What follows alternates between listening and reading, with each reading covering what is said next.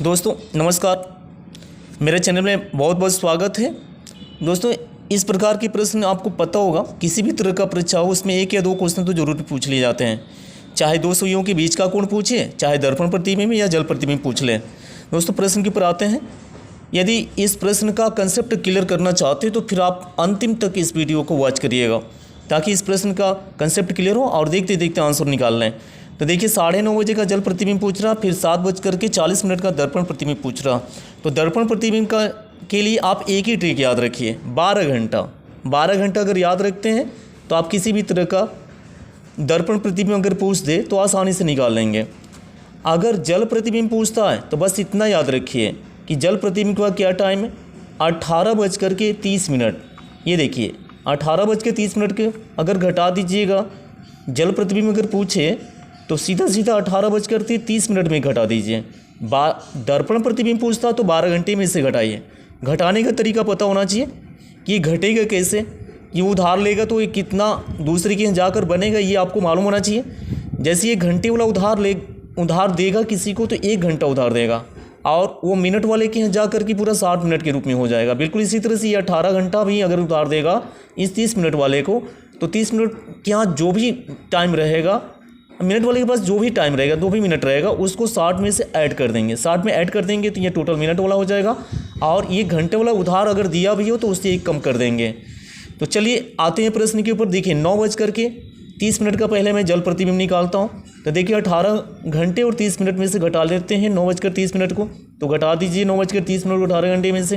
तो देखिए भैया यहाँ पे 0 बच जाएगा, और यहाँ 18 में से 9 घटेगा तो ये आवाज़ का हो गया भैया 9 बज गया। तो 9 पूरी टाइम होगी, यानी 9:30 बजे का जो जल प्रतिबिंब निकला वो 9 बज गया। इस प्रकार से ये जल प्रतिबिंब निकला। अगर 7:40 का भी जल प्रतिबिंब निकालना चाहते हो, देखिए घटाने का तरीका घटाएंगे वैसे ही, देखिए यानी 18:30 से ही घटाएंगे, 18:30 से ही घटाएंगे।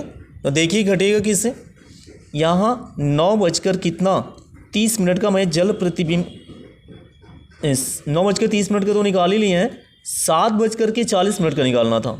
तो चलिए 7:40 का मैं जल प्रतिबिंब निकालता हूँ। 7:40 का जल प्रतिबिंब कैसे निकलेगा, जैसे आप यहाँ घटाए ना 9:30 बजे, 9:30 घटाएं, बिल्कुल उसी तरह से भी घटेगा। आपको देख रहे हैं ये 40 मिनट वाली संख्या इस 30 मिनट से नहीं घटेगा। तो नहीं घटेगा तो मिनट वाला इस घंटे वाले के पास जाएगा, और घंटा वाला अपने में से उधार देगा भी तो कितना देगा, 1 घंटा उधार देगा। तो घंटा अगर 1 घंटा उधार देगा इससे, तो इसके यहाँ आकर के मिनट के रूप में कन्वर्ट हो जाएगा, मतलब कि 60 मिनट के रूप में हो जाएगा। और 60 मिनट के साथ इस मिनट वाले के पास जो भी रहेगा ऐड हो जाएगा। देखिए मिनट के पास कितना है, 30 मिनट पहले से ही है, और 60 मिनट ये जो उधार वाला आया है। तो 30 मिनट और 60 मिनट दोनों जुट करके 90 मिनट हो जाएगा। तो देखिए ये 30 मिनट अब नहीं रह गया, कितना मिनट हो गया, 90 मिनट हो गया। तो अब मैं घटाऊँगा तो 90 में से 40 को घटाऊँगा, 30 में से नहीं घटाएंगे। अब ये देखिए ये 1 घंटा उसको उधार दे दिया है, तो यहाँ पे कितना बचा हुआ है, 17 बचा हुआ है। 17 मतलब 1 घंटा उसको दे दिया तो कम नहीं होगा, तो यहाँ 17 घंटा बताओ। 17 घंटे में से आप 7 को घटाएंगे तो आपका जल प्रतिबिंब इस तरह से निकल जाएगा। इसी प्रकार से 9:30 बजे या 7:40 को ये दर्पण प्रतिबिंब भी निकाल सकते हैं। तो घटाने का तरीका मेन पता होना चाहिए। तो चलिए इसको घटा कर देख लेते हैं। ये देखिए ये 12 घंटे से 9:30 को घटाइए या 7:40 को घटाइए, ये दर्पण प्रतिबिंब आ जाएगा। यही अगर जल प्रतिबिंब पूछता तो 18:30 से घटाइए। यहाँ घटाना बचा हुआ है, घटा सकते हैं। या आप समझ गए होंगे कि ये 90 में से 40 घटेगा तो 50 मिनट आएगा, और ये 17 में से 7 घटेगा तो फिर 10 घंटे आएगा। तो 10 घंटा 50 मिनट का ये जल प्रतिबिंब हो गया।